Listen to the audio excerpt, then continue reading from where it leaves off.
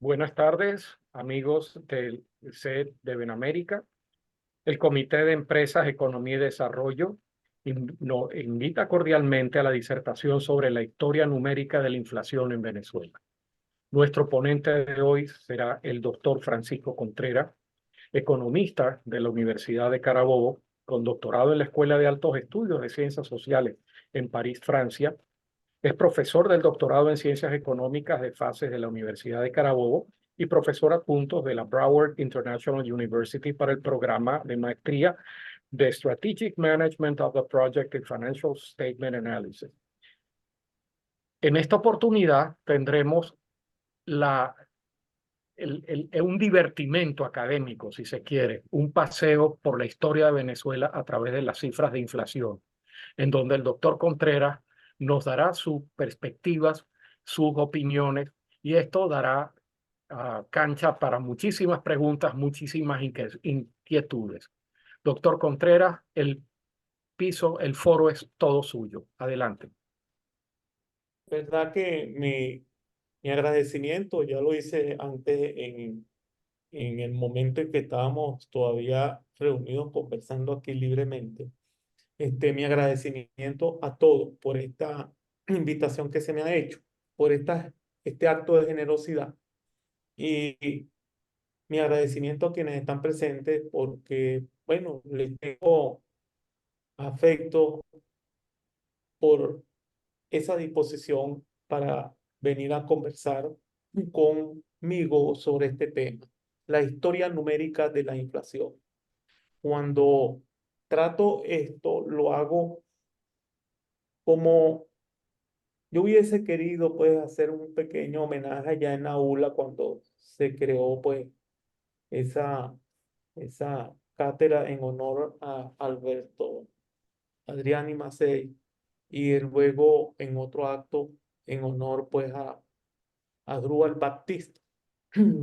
No pudo ser porque Asdrúbal pues se nos quedó en el camino, pero este trabajo no lo hubiese podido hacer si no hubiese contado con esa, esa recopilación, esa recuperación que hizo Asdrúbal de la economía de este país en números.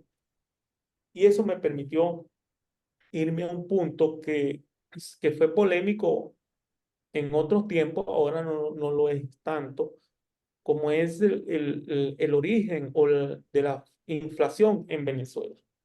Entonces, con ese trabajo y con otras búsquedas que hice, pues fui reconstruyendo esa historia desde el 31 hasta el 2024.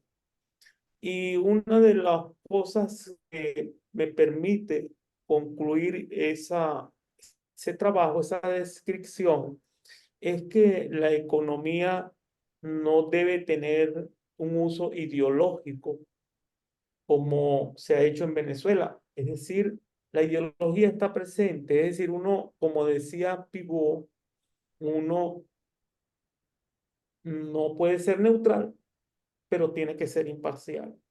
Y entonces el uso ideológico pues nos ha confundido mucho y está relacionado con este fenómeno en Venezuela. Entonces, eso me permite como tres conclusiones, que en Venezuela este es un fenómeno monetario. No significa por ello que yo sea de la corriente monetarista, sino que no hay manera. Es casi una tautología que cuando se presenta emisión irresponsable, se añade la pobreza y la inestabilidad en el mercado de divisas en economías como la nuestra. Y he preferido llamarla irresponsable para escapar un poco al debate también económico sobre si es orgánica o no, porque eso sí es verdad que me ubica en el campo monetario. Yo digo es irresponsable, porque tú puedes tener una emisión que no tenga respaldo, pero que tenga un impacto positivo, como puedes tener, y en la historia nuestra lo demuestra, momentos en los cuales tienen organicidad, como se le dice aquí en Venezuela, pero es irresponsable su uso.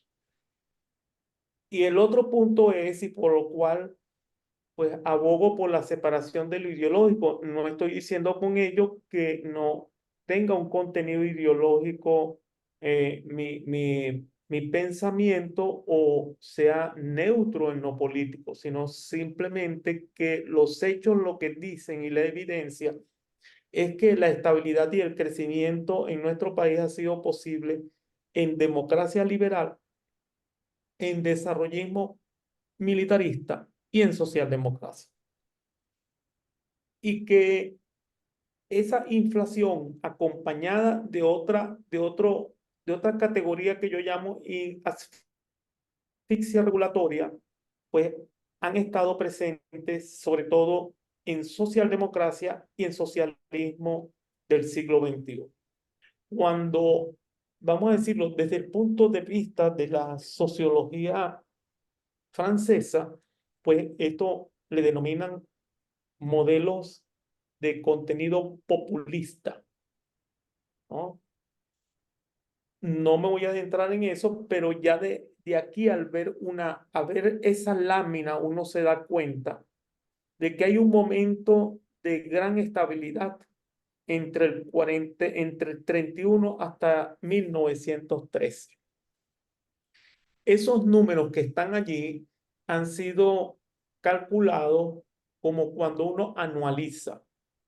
Es decir, esos valores que están allí, lo que están diciendo es que entre el 31 y el 45, si nosotros hacemos los cálculos y asumimos 0,15% en un año, 0,15 en el siguiente, 0,15 en el que viene, al final, pues tenemos el del periodo, es decir, de la inflación que se acumuló entre el 31 y el 45, que no es todo el tiempo 0,15%, puede ser más, puede ser menos, pero en su conjunto el valor que iguala el total de inflación acumulada es ese que está allí.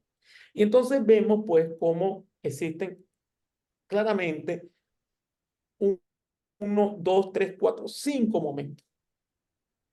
Y hay un momento entre el 14 y el 48 donde ya no es, no, le llaman inflación a todo, pero vamos a decir, cuando se pasan de allí a galopantes es que, vamos a decir, son interpretados como dañinos. Y tenemos un momento del 65 al 81 que ya marca una inflación anualizada de 6,84 y del 82 al 98, 38 y después en estos últimos tiempos 213%. Entonces, eso que está allí hay que buscarle algún tipo de explicación. La explicación, luego de someter esas series temporales utilizando variables resultados como las reservas internacionales netas, la base monetaria, la liquidez monetaria, el riesgo soberano en B+, lo que no, las que califican, que cumplen con todas esas cosas, pues que los econometristas dicen que no tenga problemas de heteroplasticidad, multicolinealidad, autocorrelación y de problemas de correlación espuria. Lo que nos dice es que el vínculo causal está en la emisión de dinero. Y cuando se transforma en algo que supera 2 dígitos, que ya uno comienza a hablar de inflación galopante y pasa luego a unos tiempos en los cuales acumula 50% consecutivos durante 3 meses y una suma es más de 100% anual, eso convencionalmente pues lo que le dicen hiperinflación. Yo tengo unas herramientas de tipo cualitativo que me dan una mayor precisión que algo convencional como eso, pero no es el tema de hoy. Entonces, esos tiempos del 31 al 89 de ese siglo lo vemos como algo donde la inflación no constituye un tema, es un país desolado, de guerra, sin identidad institucional. Domina el caudillismo sobre el espíritu civilizatorio. Tal vez sea mejor, y yo le he comentado a nuestros profesores de historia y doctrinas económicas, que es mejor que nosotros conversemos esa perspectiva, no tanto en desde desde la visión económica, sino en la propia historia, o leyendo los libros de Ramón Díaz Sánchez y Ramón J. Velázquez, El liberalismo amarillo y el de, que no recuerdo en este momento su nombre, pero que son los libros bases con los cuales yo he trabajado todas estas cosas desde el punto de vista cualitativo. El rol de la economía es un tanto pasivo. Esos son tiempos pues que prácticamente pues no se sabía qué país era. Es una herencia un poco de esas guerras independentistas donde esa incipiente, vamos a decirlo si es posible llamarle así porque no eran, esa incipiente clase emprendedora industrial se arrasó porque la familia Bolívar era un buen ejemplo de esos criollos, de esos mantuanos, y de allí que Inés Quintero rescata en su obra la figura del hijo de la panadera, porque Francisco de Miranda fue llamado así. Esos tiempos nos dejan en las guerras de independencia en la absoluta orfandad en términos de cultura, de historia, de arraigo. No quiere decir que no haya hombres ilustres, estoy refiriéndome al conjunto de la sociedad, porque evidentemente tuvimos gente brillante, tuvimos el doctor Vargas, tuvimos cantidad. Pues. Ahora, ¿qué viene después? Esa fotografía es una fotografía donde el que está en la esquina derecha, ¿no? Es mi abuelo, porque yo tengo mis ancestros, pues, como en esas conversaciones que una vez hicimos a Grúbal y yo, y entonces nosotros teníamos esos ancestros que son de por allá de la zona andina y de la zona llanera. Esto, fíjense que ya aquí hay uniforme, es decir, estamos dando el caudillismo y se va creando un país agrícola con un papel fiscal del Estado muy reducido y una gran pobreza, pero aparece ya esos rasgos de lo que es el interés de la economía. Ahora, en el momento que viene la transición postgomesista, ocurre, a mi modo de ver, el momento más de mayor esplendor en este país, en lo político, en lo económico, en lo social. De venir de las cavernas en esos pocos años que van del 35 al 41, pues hubo cambios impresionantes en la educación. Se creó en esos tiempos el Banco Central. Se creó la Guardia Nacional. Algo espectacular que lo recuerdan no en Venezuela, pero sí en los anales de la historia del mundo, es esa gran batalla que libró Arnoldo Gabaldón, un hombre insigne, quizás un prócer, el único prócer que en lugar que sujeta, justificada o no, acarreara muerte y derramamiento de sangre, lo único que derramó fue será la sustancia de los mosquitos y todas esas cosas con sus campañas. Tan grande fue este señor que comienza su trabajo con López Contreras, pasa el gobierno de Medina, viene la transición socialdemócrata, regresa el desarrollo militarista, regresa la democracia y hasta el gobierno de Leoni estuvo Arnoldo Gabaldón como esa gran sombra de lo que es Venezuela y que coloco y lo nombro nuevamente, repitiendo, pero es que me sale del alma, Alberto Adrián y Macei. Y son estos tiempos, pues cuando ya uno empieza a ver un país con una democracia liberal limitada, porque no está comenzando por una democracia liberal, tanto de liberal tenía que ha sido el único momento entre el 40 y el 45 donde no hubo presos de conciencia en este país. Entonces allí está, pues, 4 años uno, 6 el otro, una inflación, pues, total acumulada de 8%, del 35 al 41 y anualizada de 33 por año. Y del 41 al 5, 31 total en el periodo y 7,01 por año. Es un momento se está volviendo inestable porque ya me está pareciendo, voy a hacer más lenta mi conversión. Entonces, este es un momento importante porque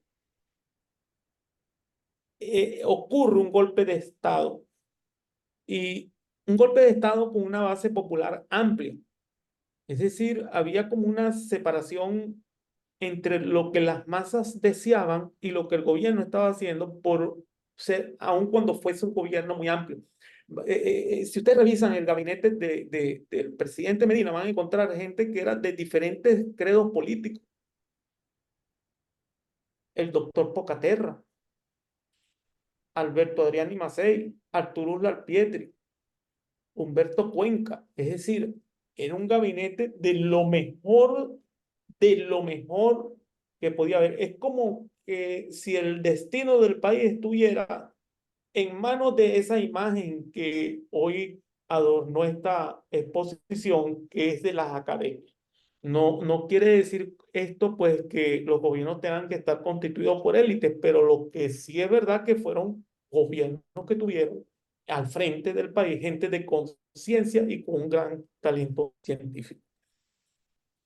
Es el momento de la retórica del populismo. Y esta tabla es la que me permite validar en términos de criterio de demarcación, pues de lo que aprendí, que todavía no me abandone y yo quisiera pues encontrar otra manera que no sea el discurso de Popper. Es decir, esto que está acá permite que las cosas puedan ser refutadas o validadas. Aquí es la evidencia empírica de cómo se valida la hipótesis de que los gobiernos, en términos de enfoque político, pues pueden ser lo que sean, pero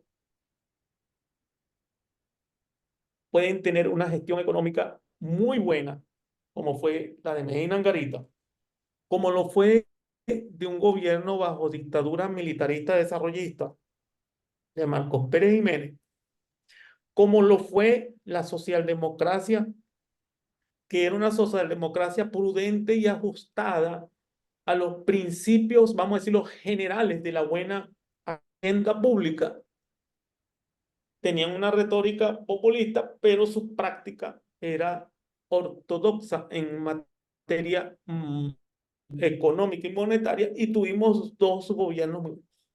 Pero luego del 69 al 74, vamos de regular y malo, de malo y de malo a muy malo, y después extremadamente malo. Ahora, ¿qué cosas hay singulares allí? ¿Qué regularidad se presenta? Bueno, la irresponsabilidad en la emisión de dinero. Aquí está esa transición que le llaman trienio ADECO.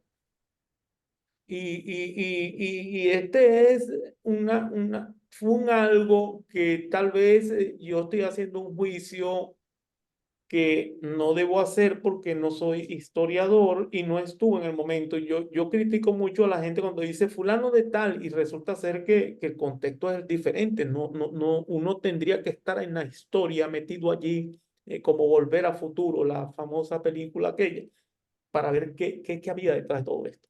Y la gente dice Carlos Marx y resulta ser que en la época de Carlos Marx los niños se morían en las plantas, en las fábricas, las mujeres sufrían discriminación, un conjunto de cosas, pues que yo las medio toco a veces, pero lo que está diciendo es que el contexto y la historia tienen sus razones, así como las de que decía Pascal, que decía el corazón tiene sus razones que la razón no comprende, la historia tiene sus razones que la razón no comprende si uno la evalúa fuera de contexto.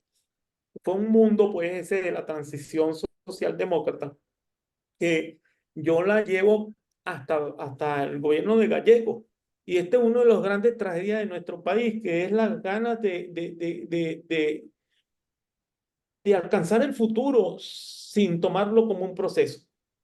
Como ese ser el encuentro allá entre Miranda y Bolívar y el discurso de Bolívar cuando dice que 400 años no son suficientes. Y uno busca con buena intención saltarse los procesos. Y este es un buen ejemplo. Esa imagen, pues, esa cara, ese rostro de gallegos allí rodeado de militares, de militares, de militares con un enfoque desarrollista, porque Marcos Pérez Jiménez, que aparece allí, fue formado en Torrijos, en la escuela peruana, donde los peruanos fueron uno de los ideólogos a nivel del militarismo, de esa corriente desarrollista, que también tuvo, tuvo su fuente en Brasil. Entonces, el gobierno pues sigue teniendo, fíjense bien, una gestión monetaria y fiscal responsable hasta ahora. Pero, y viene el desarrollismo militarista, ¿no? La Junta de Gobierno. Un señor, pues, que como todos esos militares nacionalistas desarrollistas, pues hicieron énfasis en que había que construir cosas. Pero la emisión monetaria y la inflación siguieron manteniéndose dentro de una gestión responsable y en cierto modo, una emisión responsable y orgánica, porque fue un momento estelar. La economía venezolana vivió, pues, en todos esos años de esa renta petrolera de una manera impresionante, que aquí es algo que a veces no se entiende o no se comprende, y es que ese recurso, tal cual lo trabajaron Mommel y Asdrúbal, es un patrimonio y se le trató como renta. Y al tratarlo como renta se perdió esa perspectiva del año 45 y del año 41-45 que un poco Adriani y Uslar llamaban de sembrar el petróleo, que nunca se hizo. Se medio sembraba, ¿no? Como lo hicieron acá en eso. Se vuelve otra vez el Internet inestable. Se vuelve inestable cuando estamos llegando a este momento que es el pacto de punto fijo. Una transición socialdemócrata con una retórica populista. Si hay algo que distingue desde el momento de Medina hasta lo que vino después, es que se interpretaba que había una deuda social que honrar.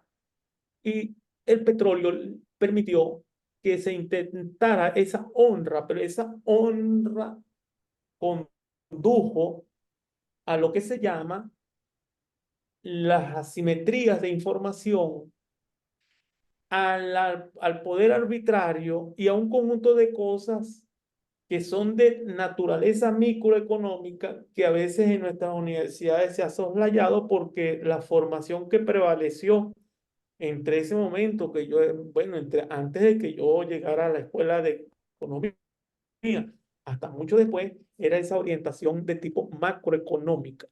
Y hay unas cosas importantes que cuando no se hace impacto regulatorio, ocurre eso que de ese proverbio que dice, el camino del infierno está empedrado de buenas intenciones. Yo siempre prefiero suponer que quienes han dirigido el país han tenido una buena intención, pero con un camino, caramba, que emperado de buenas intenciones, pero que nos ha conducido a sitios que no son los mejores. El saber y la economía en este momento se transforma en una economía política. No quiero decir una economía política como las clásicas, sino que se transformó en una economía que se empezó a utilizar con propósito político y devino en algo ideológico. Entonces, allí recrea a nivel microeconómico un conjunto de alicientes perversos. ¿Por qué? Porque nosotros intentamos que se industrialice el país, pero resulta ser que en términos muy beckerianos, costo-beneficio, le es mejor a un emprendedor arrimarse a quienes están gobernando, que les permite una mayor rentabilidad en sus operaciones que ser un emprendedor de verdad. Entonces, este momento acá, pues todavía es un momento de disciplina fiscal, pero viene este otro. Más o menos entre los años, el año 71, 74 ocurre que se libera a la emisión de dinero del respaldo. Y en el año 74, incluso hasta el año 74, había que respaldar alrededor del 33% de lo que se emitía. Se libera.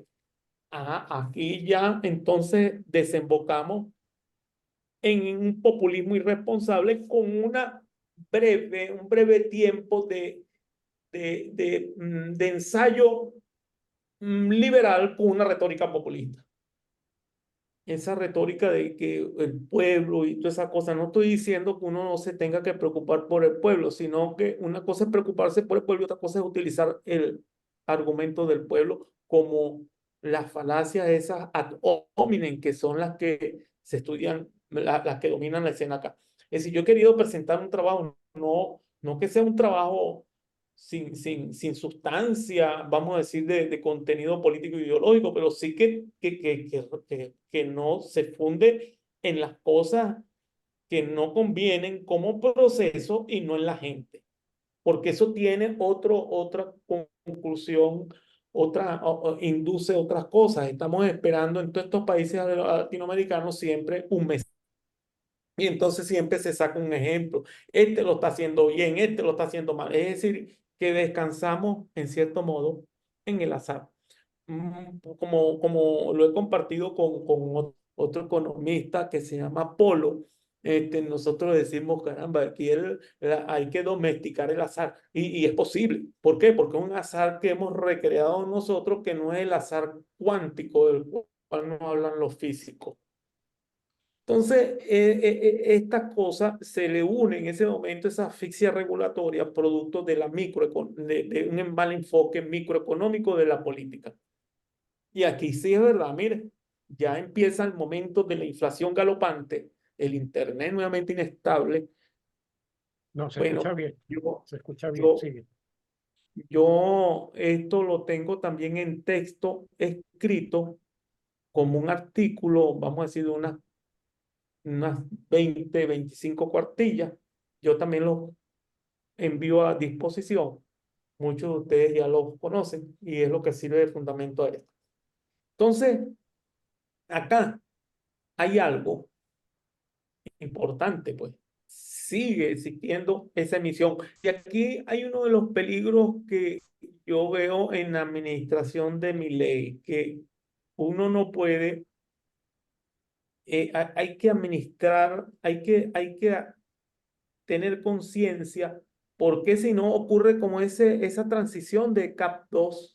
No, fíjense que ahí se va a una inflación de 36,20% a pesar de todas las cosas que hizo, y Milei está en este momento en Argentina haciendo algo que evidentemente frena de plano la inflación, pero la inflación, como le estoy diciendo, es un problema monetario. En Venezuela, en este momento, pues es algo sorprendente. Ningún experto esperaba que la inflación llegara, según la OBF, en -5% y que el mes anterior el mismo Banco Central la situara en 1,7. Esto nos da una clara idea de cómo estos elementos macro en su dimensión micro son importantes. Y viene esto que está acá. Bueno, ahí no, como no caben los campos, no dan para colocar los números, entonces 2,09 por 10 a la 6, 3,99 por 10 a la 10, es decir, tuvimos 22%. Bajo esa primera parte del socialismo del siglo XXI no la tuvimos más alta porque, recuerden, el precio del petróleo estaba alrededor de $9 cuando llega cuando está la primera fase de ese gobierno, hasta que llega a un nivel, a niveles de $100 para mediados del año 2012. Entonces hubo una gran corriente de dinero que permitió un financiamiento orgánico, pero su uso fue bien irresponsable y eso es lo que hace pues que a pesar de ser orgánico, la irresponsabilidad da lugar a una inflación del 22.32%, que luego esa herencia en la segunda fase se transforma en una inflación latente, hiper, porque si yo tengo mi sitio web, un algoritmo que monté para desde el punto de vista cualitativo delimitar con mayor precisión que esa prescripción que dice que son 50 corridos 3 meses, que es una convención, pues, que separa una de otra cosa, pero hay elementos cualitativos que nos permiten diferenciar una inflación, una hiper de una galopante. Esto está en el año 24. Y aquí está un poco, pues, esa inflación vista por los diferentes, la democracia liberal, la socialdemocracia, el fin de la convertibilidad en el año 71, que es el fin de la convertibilidad también en el mundo, porque es el momento en el cual la Reserva Federal deja de, vamos a decir, de, elimina esa convertibilidad del oro, del dólar y el oro. Y en el año 74 se elimina el respaldo que quedaba, que era de 33. Entonces los gobernantes aprendieron, bueno, a ejercer un poco esa bondad, ese camino, pues, de las buenas cosas, ese, el- ese camino empedrado de buenas intenciones que condujo a una sociedad que en términos de cultura y comportamiento, y por eso he argumentado en otros trabajos que mi inclinación por una dolarización plena tiene carácter moral y no justificado en la economía. ¿Por qué? Porque hay gestiones en el mundo que sin dolarizar lo hacen bien, pero están trabajando como si el modelo tuviese una economía dolarizada. Perú es un buen ejemplo y así otros.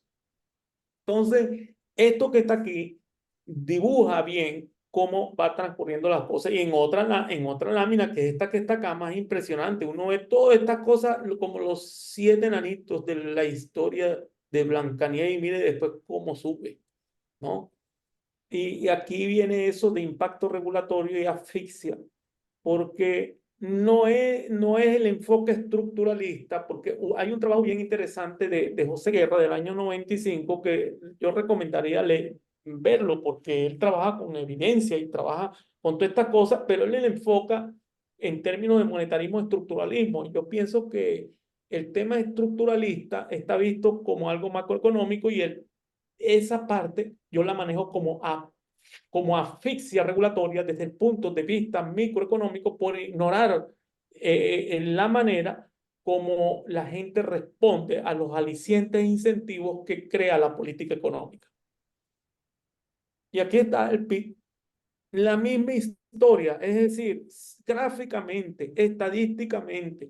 Es más, en estos últimos tiempos, hoy estuve toda la mañana porque tengo que aclarar bien cuando hablo de esta cuantificación de variables, de que escapara el tema de la estereostasticidad, el tema de la correlación espuria.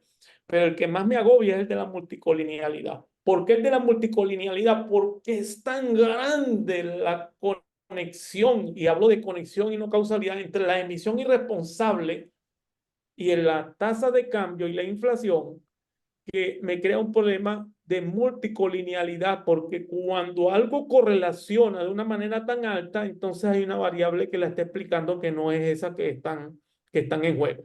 Pero entonces aquí viene a la ayuda algo que le he comentado, que he intercambiado con Polo, y es que en la economía hay que incorporar dentro de su enfoque natural el tema de la revolución cuántica. ¿Por qué? Porque variables pueden estar conectadas sin que ellas tengan una relación de causalidad. Y yo soy de los que piensa que cuando hay una emisión irresponsable de dinero, en el mismo instante están cambiando las variables financieras, pero no así las variables reales. Porque aquí en Carabobo, pues yo trabajo con muchas pequeñas y medianas empresas. Y entonces uno se da cuenta cómo nosotros llevamos controles de semana a semana de estructura de costos en bolívares, en dólares, en bolívares y dólares, y todo eso es un enredo enorme, pero hemos podido desarrollar algoritmos que nos permiten identificar mejor todas estas cosas que nos causa la economía. Y aunque no se crea, pues estamos en un momento que puede tener ciertos rasgos más de condición estanflacionaria depresiva que inflacionaria, por primera vez en mucho tiempo en la historia de este país. Claro, pero son cosas que pueden cambiar de un día a otro, porque nosotros tenemos un reloj de inflación que se mueve en la proyección mensual en función de la emisión de dinero de la semana anterior. Entonces, ¿qué contribuye a esto? A la inflación. Bueno, esencialmente el déficit presupuestario financiado con emisión de dinero, controles y asfixia regulatoria, que no hablo del tema estructural, porque el tema estructural es como que si la responsabilidad fuera de otro y uno tiene que identificar su propia responsabilidad en el diseño de política económica, de que uno viola los mecanismos autorreguladores del mercado y los ignora. Uno viene y crea una política supuestamente buena, como es aquellos cupos que existían para que la gente viajara, y entonces la gente lo que hacía era hacer una cosa que llamaban raspar la tarjeta, ¿no? Entonces, algo que si no se estudia bien en términos de comportamiento y conducta, de los fundamentos del comportamiento humano, la política económica es equivocada.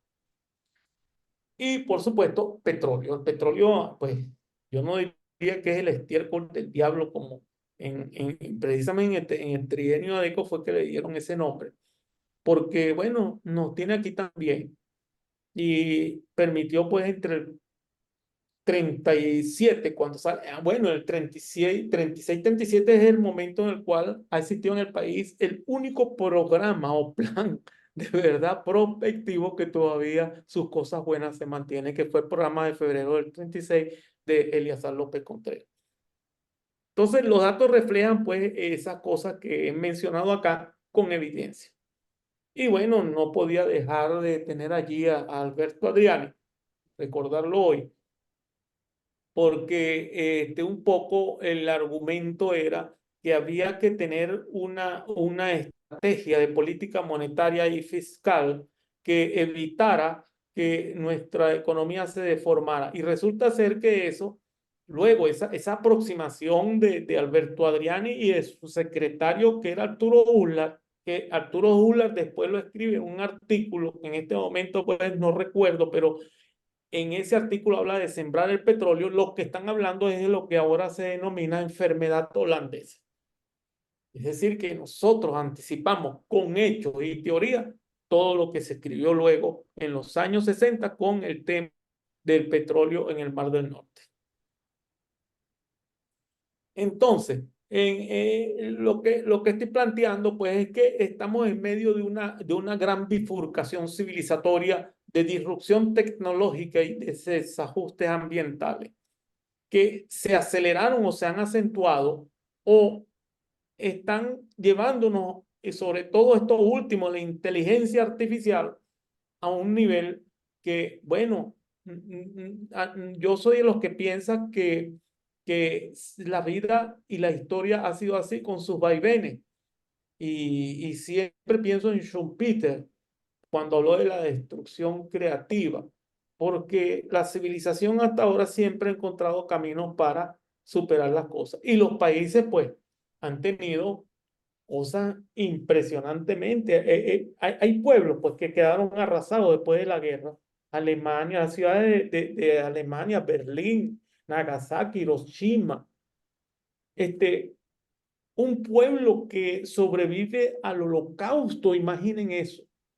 Es decir, que no es así. Aquí siempre se nos dice, no, que tiene que pasar no sé cuántos años para salir de esto. No, eso depende de la voluntad de un pueblo, del corazón y de ver las cosas como procesos, no como algo final. persiguiendo cosas finales, uno se desvía y se olvida de que cada día hay que vivir, cada día hay que hacer algo, cada día hay que obrar bien, hay que actuar bien.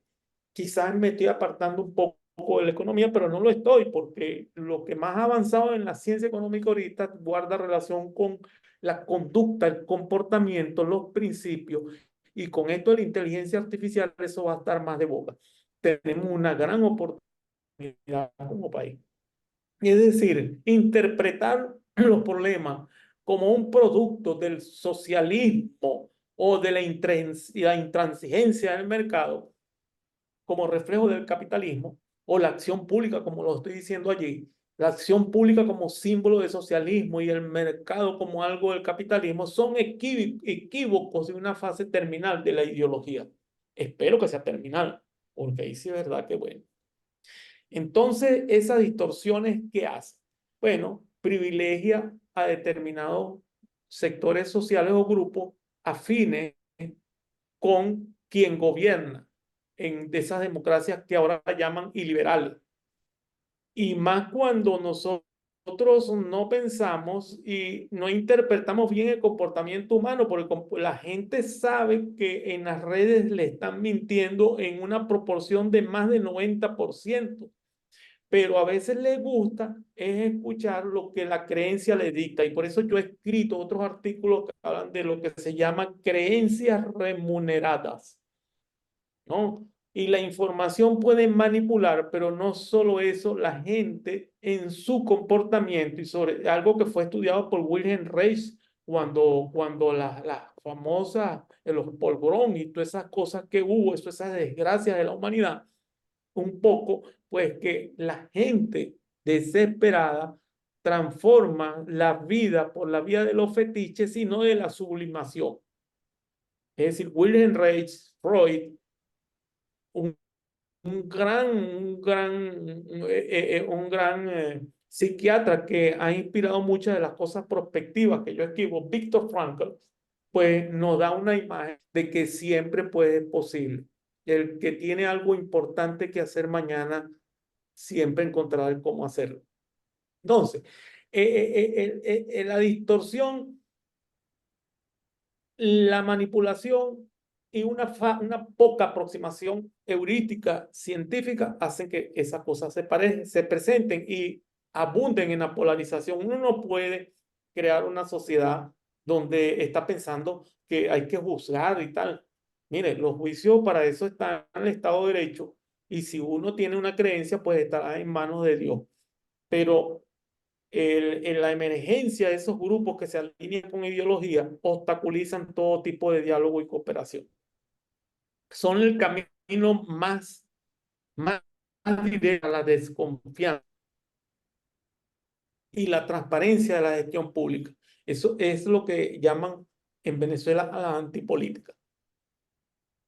Es decir, si uno vive en ese mundo de presión, de angustia, de esas cosas que uno ve día a día acá en el campo de la política, del comportamiento. Bueno, cuando va a tomar una decisión, ¿cómo lo hace? De manera apresurada, o toma decisiones insostenibles que afectan de modo negativo el crecimiento y el económico y el bien común. Es decir, estamos en una civilización que ahora puede alcanzar un tiempo libre reflexivo de 5 horas, que hace 15 años era apenas hora y media, pero se depreda por la vía de las redes sociales y el mal uso.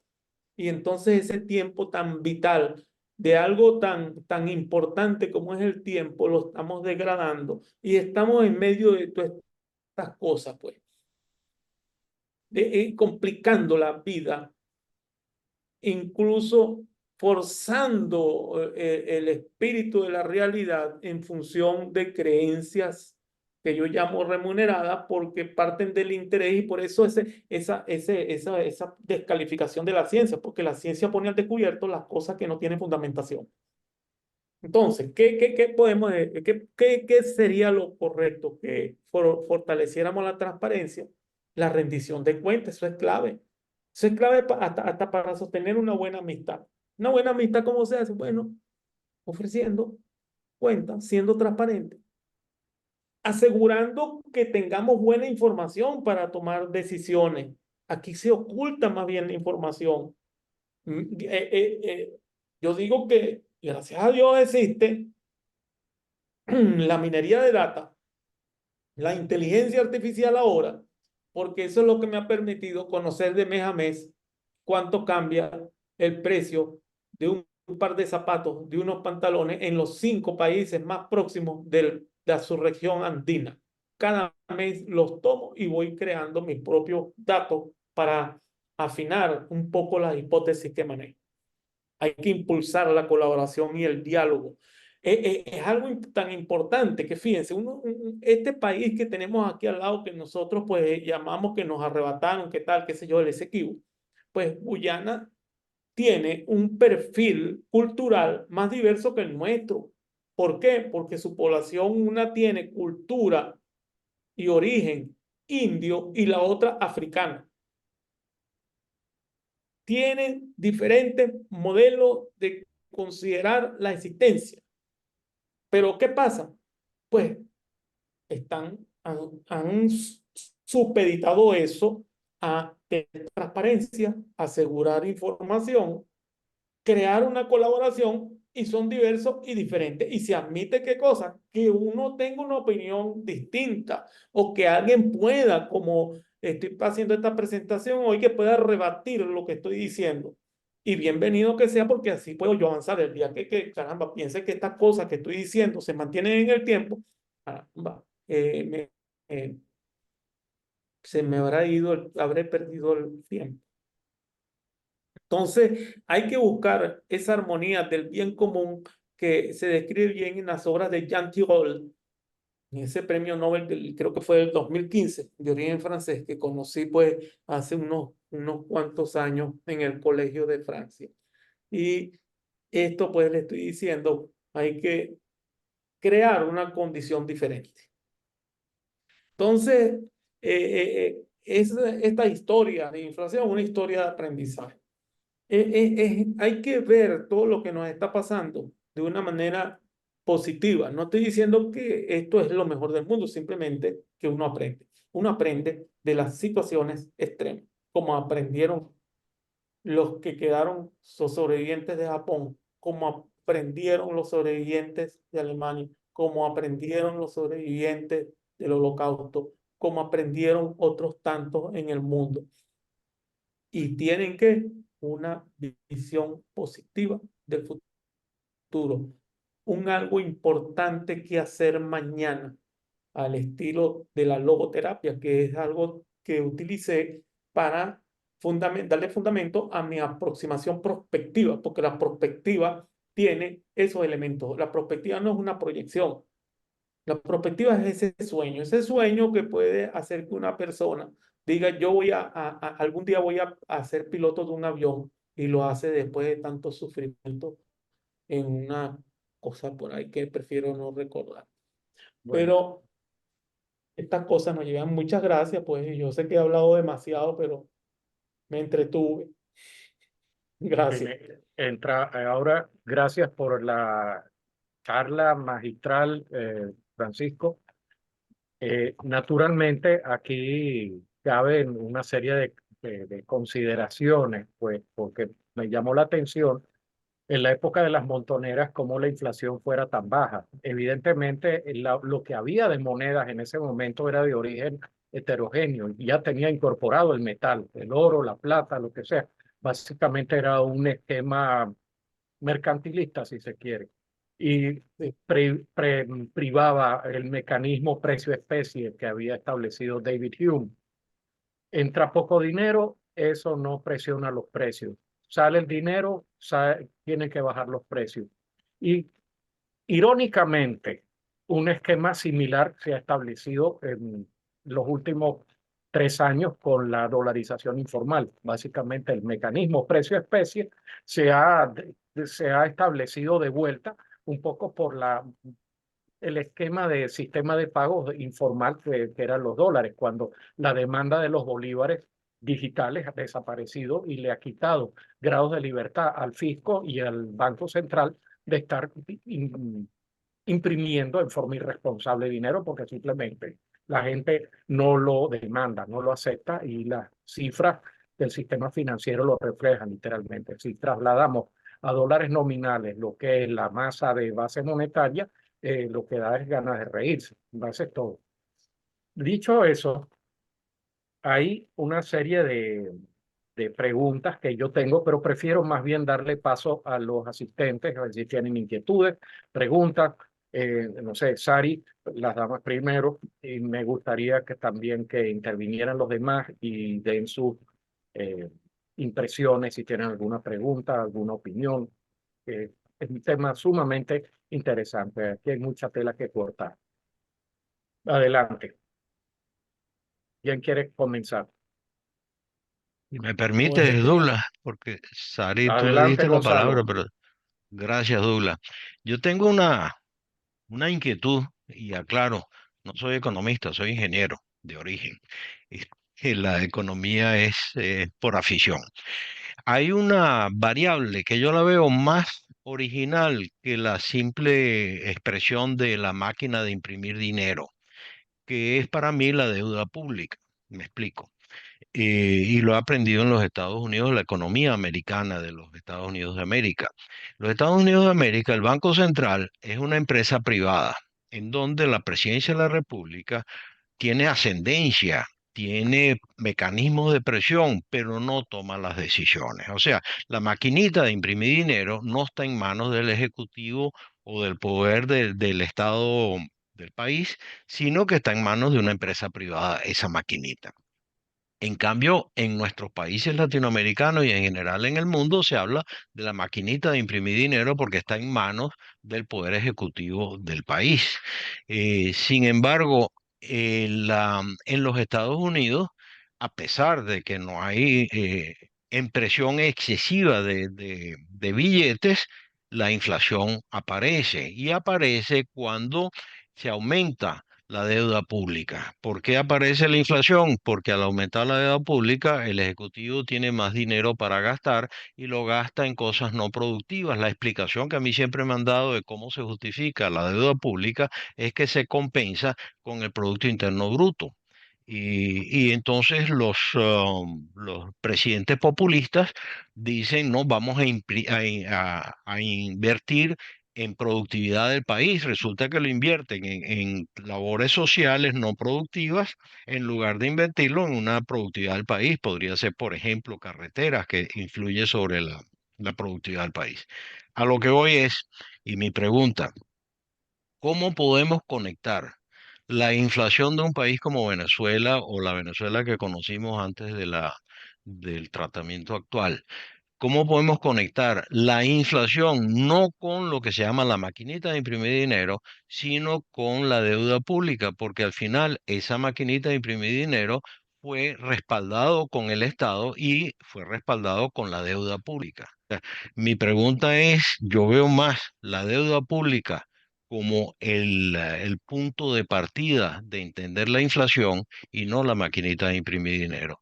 No sé qué opina sobre la relación de la deuda pública y la inflación.